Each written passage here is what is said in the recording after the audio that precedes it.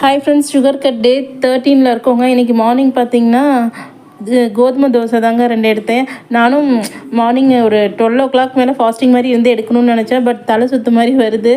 அதனால் சரின்ட்டு ஒரு 10 எடுத்துட்டேன். அப்புறமேட்டு பார்த்திங்கன்னா எனக்கு எப்பயுமே ரைஸ் மிஞ்சாது, மொதல் நாள் ரைஸு.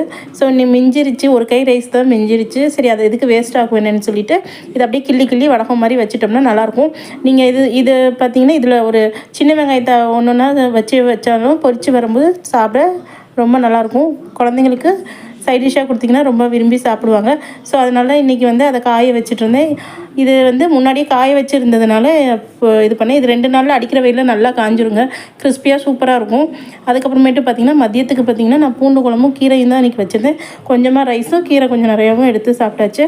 ஈவினிங்காக பார்த்திங்கன்னா நான் வித்தவுட் சுகர் போட்டு பிளாக் டீ எடுத்துகிட்டேன். பசங்களுக்கு டீயும் சரி, ஸ்நாக்ஸ் எதுவுமே செஞ்சு தரவே இல்லையே அப்படின்னு சொல்லிட்டு கேசரி கேட்டிருந்தாங்க.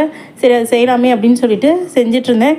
பட் நான் சாப்பிட்லங்க, சுகர் கிரேவிங்ஸ் இல்லை எனக்கு சுத்தமாகவே.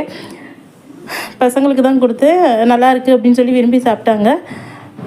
அப்புறம் பார்த்திங்கன்னா இப்படி தான் இந்த டே போச்சு. ரொம்ப நல்லா போச்சு. சுகர் நல்லபடியாக கட் பண்ணியாச்சு. அப்புறமேட்டு பார்த்திங்கன்னா நைட்டில் பார்த்திங்கன்னா பூண்டு பால் தாங்க எடுத்துக்கிட்டேன். ஏன்னா 2 மீல்ஸ் ஃபுல்லாக எடுத்தனால நைட்டுக்கு கொஞ்சம் லைட்டாக எடுத்துக்கலாம்னு சொல்லிவிட்டு பூண்டு பால் தான் எடுத்துட்டேன். அது பார்த்திங்கன்னா ரொம்ப அதில் நிறைய பெனிஃபிட் இருக்குங்க, ரொம்ப நல்லது கூட, எல்லாருமே எடுத்துக்கலாம். சரி, இந்த வீடியோ பிடிச்சா லைக் பண்ணி சப்ஸ்கிரைப் பண்ணுங்கள். ஓகே ஃப்ரெண்ட்ஸ், பாய்.